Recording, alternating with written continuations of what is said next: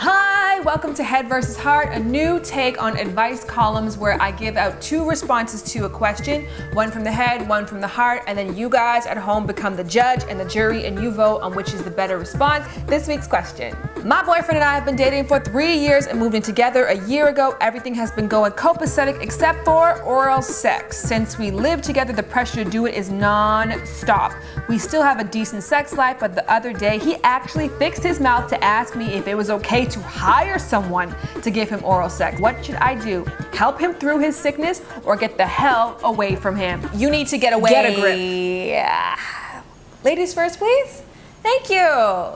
This situation sounds to me like it's a whole lot less about oral sex and a whole lot more about control. Now, when in a relationship, one partner becomes so obsessed with getting their way that they get tunnel vision to the point they make their partner close up altogether, they can either recognize that they have done something wrong and come to you now with words of encouragement, support, apology, hell, even seduction. No, his ass comes to you with another objectifying, offensive, insulting suggestion. Not okay. It's not that serious.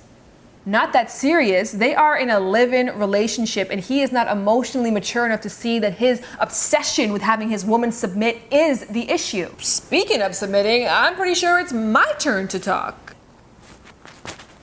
Both you and her are thinking way too deep into this. Now, this is a classic case of a simple man thinking about things in a very simple ass way. Your boyfriend enjoys head. I can relate. I also enjoy oral sex.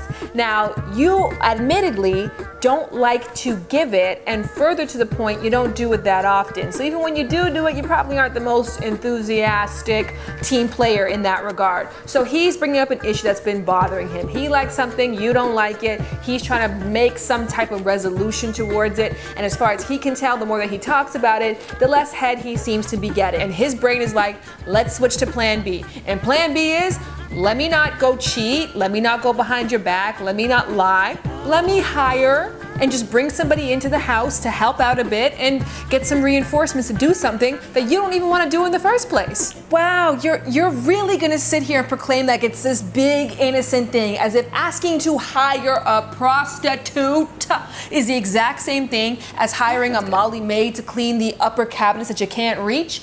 This reaction that you had to his question could not have come as a surprise to him. If he's lived with you for 3 years, he knows you well enough to know that this was going to offend you to the core. This is not a dictatorship, it is a partnership. And in a partnership, needs and fulfillment has to be a mutual thing that you guys come to together. And if somebody's at a point now where they feel like their needs are so important that they're ready to pay and go outside of the relationship for them, then there is no relationship, not with a person like that. 3 out of 5 men in a relationship cite they don't get enough oral sex. Now, some are able to go quietly into the night and all, yes dear, it's okay dear, don't worry dear, as long as you're happy dear, happy wife, happy life. And others aren't really able to do so. And appreciate, that's pretty much all that might be going on here. No Jedi mind tricks, just somebody who has a hobby and wants to find somebody who's willing to play with them. To me, you have 2 clear options. One, you're either going to step up your game and,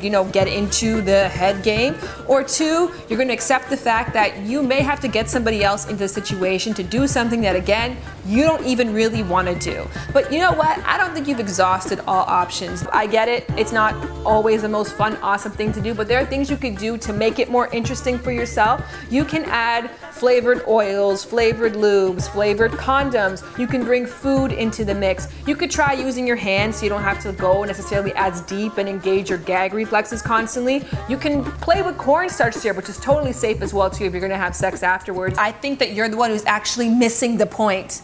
You can also use cock rings, fluffers, binders, blindfolds. You can try different cool techniques. There's a lot of stuff that you can do to get into the head game. It really is about finding something. All right, so in other news, last week's questioner wrote in a really awesome letter and wanted to shout out Javon Dallas, Sabrina Simmons, and Bree Darcel for their awesome advice they gave. So please leave your comments below. It definitely does help. Great. We're trying to give some solid advice and you're trying to do a fashion show. That's super mature right now. Super mature. You go on with that. I'm gonna ask you guys for your advice now. Is it head, pun intended, or heart?